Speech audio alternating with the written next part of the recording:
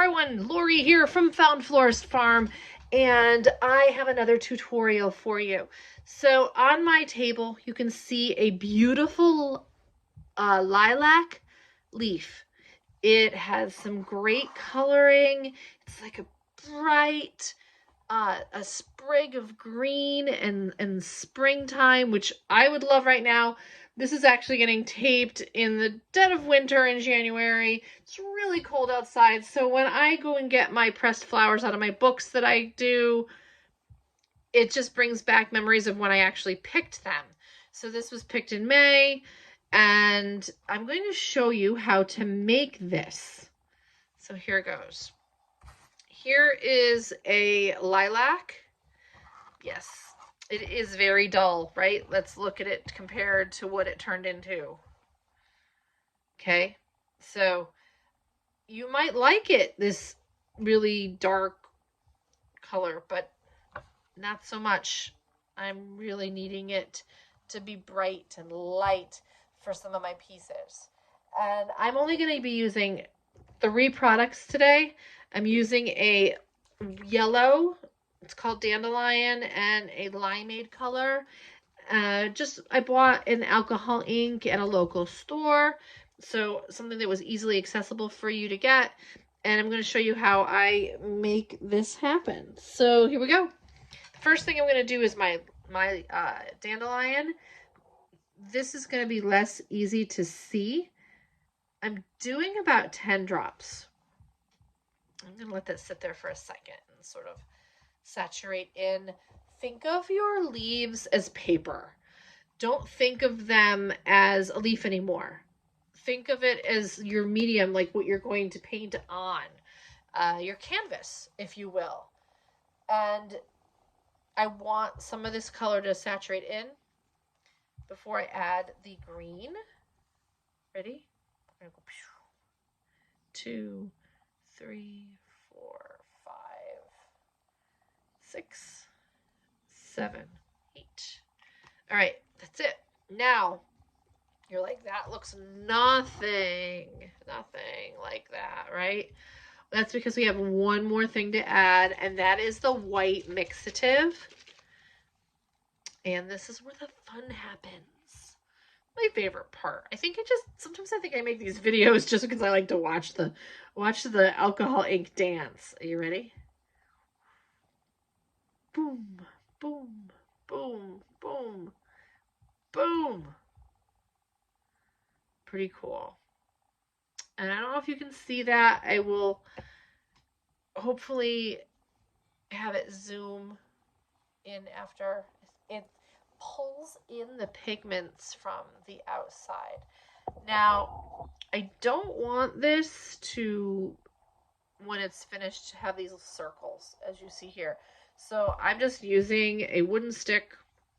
You could use anything, an old pencil, a really sharp pencil. I tend to be careful with wire. I do use wire on occasion to pull inks around, but sometimes I've poked the flower and it's gone through and it's ripped.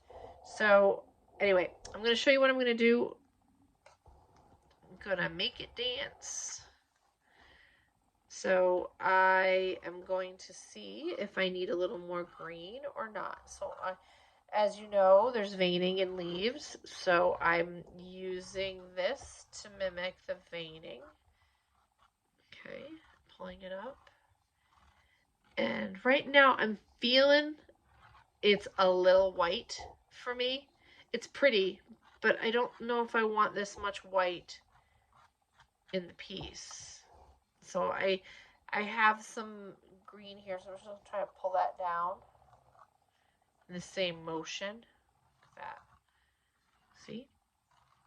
Think about the way your leaf is and think about how you can sort of mimic it. So I'm feeling like I need a little bit more green in this one. Just a little. So I'm going to not put it on top. I'm going to put it at the edges. Watch. I'm going to put it there. And then I'm just going to try to get it right close and have it pull it in. I didn't want to do it on top and have it be too much. there's enough mixative in there that it should start to pull it in. And then I'm going to take this back and I'm going to start to swirl it to give it a little shading.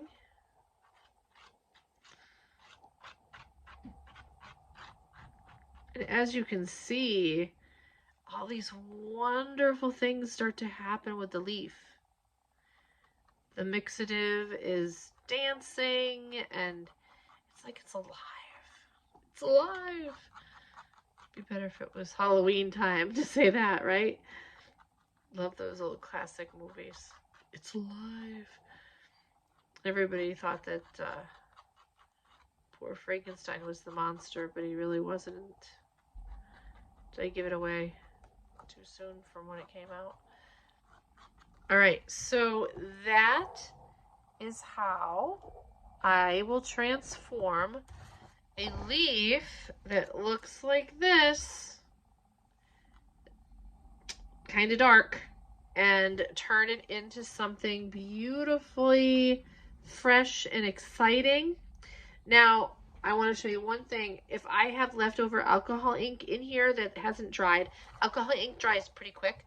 I will sometimes take my leaves and not waste my ink because it isn't cheap, right? It's pretty expensive. And I will put them in and do some swirling. Sometimes it works, sometimes it doesn't, because sometimes it's too muddy and it won't work. If you have a thin enough piece, sometimes you can get some things to happen.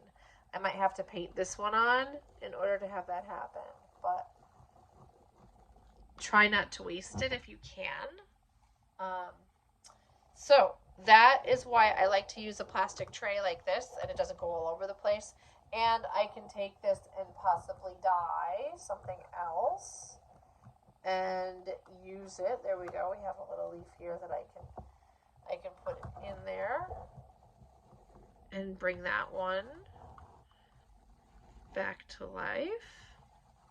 So that's all for this tutorial, where we turned a dull, yucky leaf into some beautiful, look at those, they're just beautiful now, right? Before, blech, after. When this side dries, I may go in and give this a little coloring if it's going to be seen from both sides, and use this in some beautiful pendant.